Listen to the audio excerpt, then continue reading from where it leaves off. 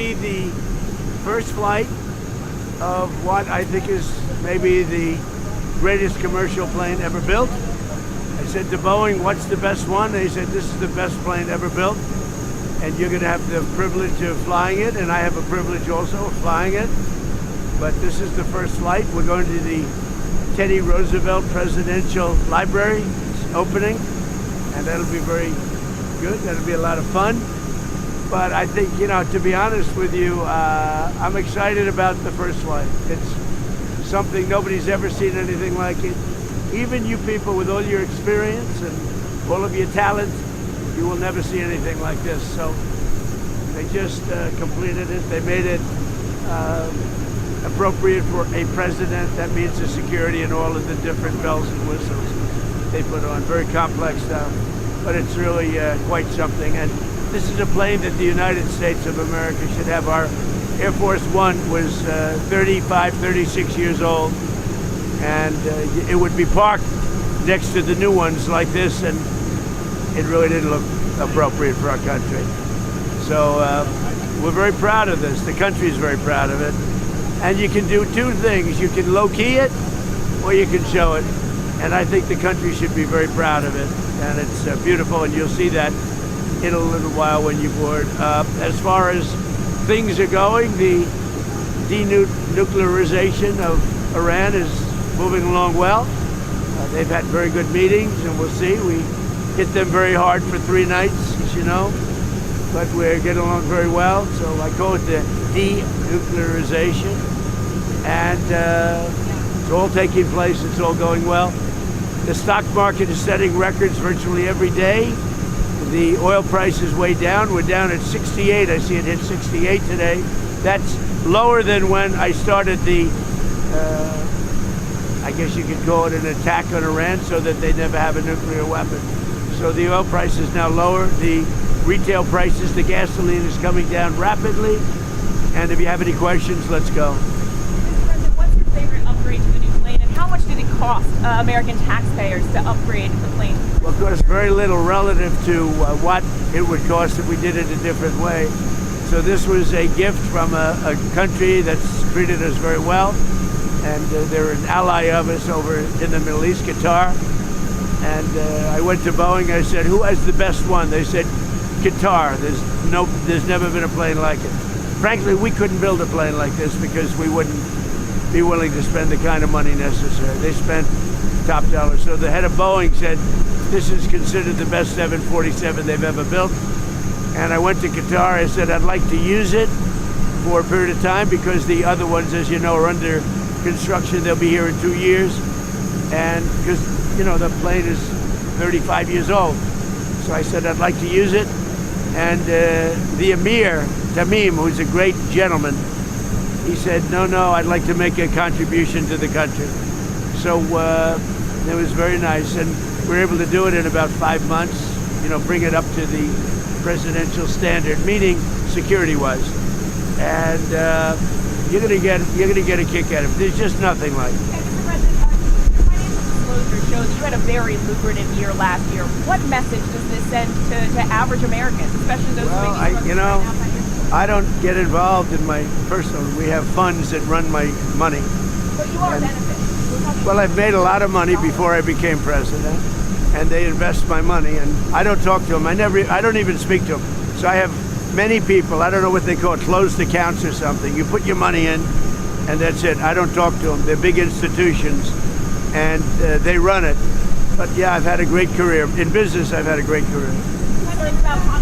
I don't know if I've had a better career in politics or business, but I had a great career in business. And, you know, you saw the cash, and you report the different things. And what they do is, we gave it, I think it's called a blind account, but they take it. And I never speak to any of the people that run the money, but they're at big institutions, and they invest in whatever they invest in. Critics say you're profiting off the presidency, Mr. Well, you know why I'm profiting? Because the stock market's going up. Everybody's profiting. If you have a 401k, how's your 401k done? It's about up 85%. Thank you, President Trump. So we're all profiting. I'm profiting because I have a lot of money and a lot of cash, and I give it to institutions. I don't know if they know what they're doing or not, but they buy a vast array of things. With Secretary Hexas and General Kane about potentially returning to an all-out war with Iran. You've been unhappy with Iran's adherence to the MOU? Well, I think they've come a long way. We hit them very hard last week. I think they're fine. I think we're going to... It's the denuclearization of Iran. It's very simple. And Iran cannot have a nuclear weapon. Otherwise, all of this stuff that we look at, all of these things that we do, the country's never had activity like it's got right now. So we're building more factories and car plants and other things.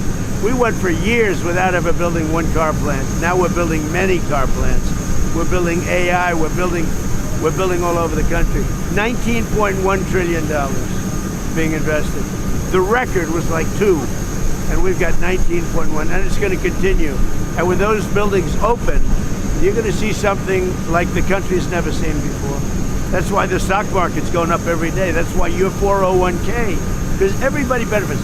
When the stock market goes up, everybody benefits. More jobs, more everything. And we're creating more jobs. We have more people working today than have ever worked in the history of our country. It's great. And that's before these places open. They'll be opening up over the next year. And we have them coming into Taiwan. We have, from Taiwan, we have more chip makers. And the biggest company in the world, actually, the chip maker. But they're coming in, they're building in Arizona, and they just announced they're going to double the size. We could have 50% of the chip market by the time I leave office. You know what we had now? Nothing.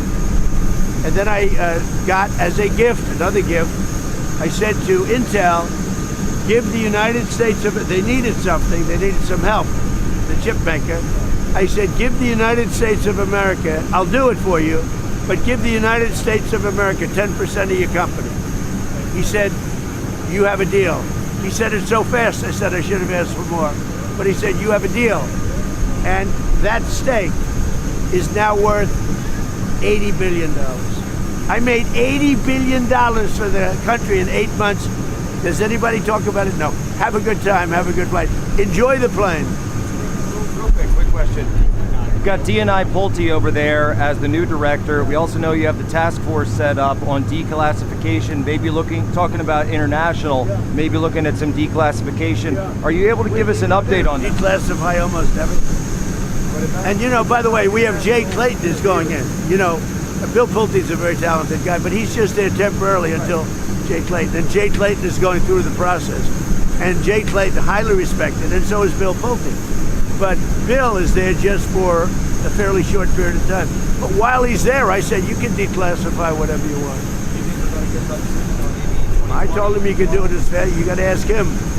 But I think he's a friend of yours.